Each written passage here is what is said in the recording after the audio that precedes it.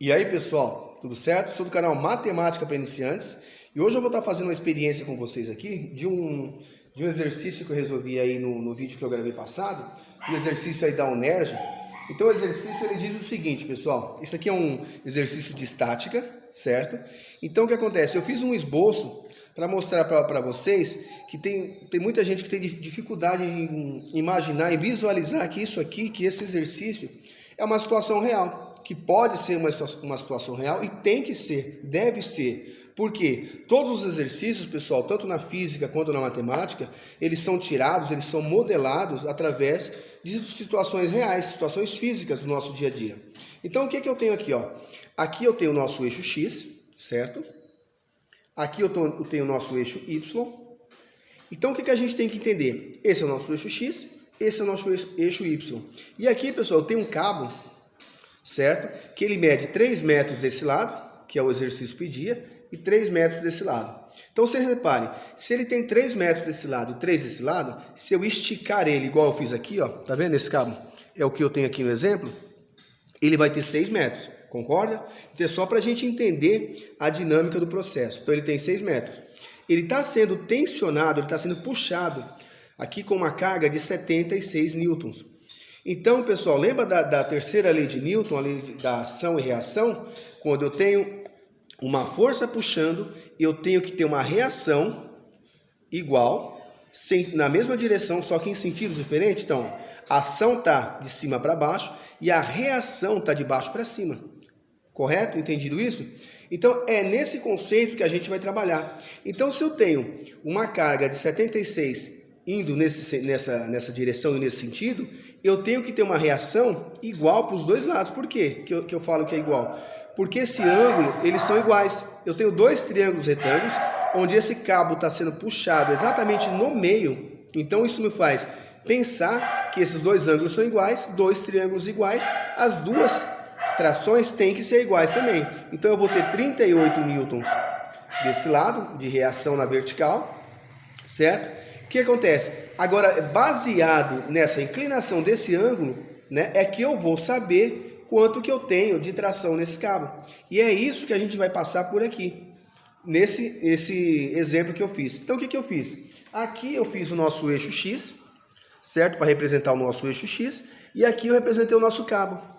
E aqui a carga que está sendo puxada, que é de 76 newtons. Repare que à medida que eu começo a puxar, olha, ele vai fazendo a angulação. Esse eixo X, pessoal, ele é imaginário.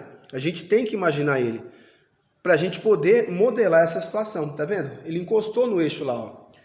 Reparem que eu fiz esses ângulos porque eu quis? Não, isso foi uma constatação de um evento que aconteceu. Não foi inventado, certo? Ó, dois ângulos iguais, no meio do cabo tem que reproduzir dois ângulos iguais, duas reações iguais, certo? Não tem como fugir disso, certo, pessoal? Então, o que acontece?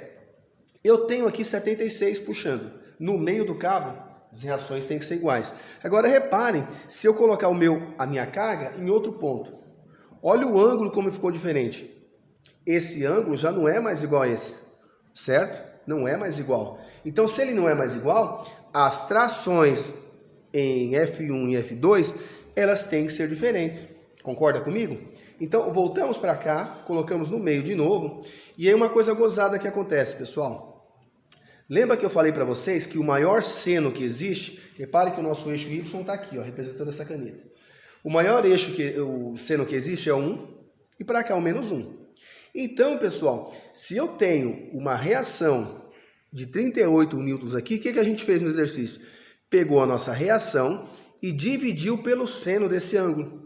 Certo? Então, se você pensar comigo, se você pegar um número e dividir por um número pequeno, vai dar um valor. Se você dividir por um número menor ainda, vai dar um valor maior. Se você dividir por um menor ainda, vai dar um valor maior. Repare que quando eu vou dividindo um número por um número cada vez menor, o resultado ele tende a crescer para o infinito. A gente estuda isso lá no cálculo. Então, se você pega um número, divide por um número menor, cada vez menor, o resultado vai para o infinito. Então, o que acontece? É o que acontece aqui, ó. Quando eu pego esse número e divido por um ângulo bem pequenininho, por um seno bem pequenininho do ângulo, o resultado é grande. A tração é muito grande aqui.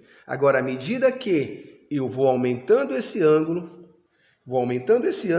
e o seno vai crescendo para cá, para valores, porque ele começa aqui, ó, com valores pequenos, vai crescendo. Lembra do nosso círculo trigonométrico? Ele cresce até chegar lá em cima no 1. E vocês reparem que quando eu dividir isso aqui por um número, pelo número chegando próximo de 1, o resultado vai ser menor, né?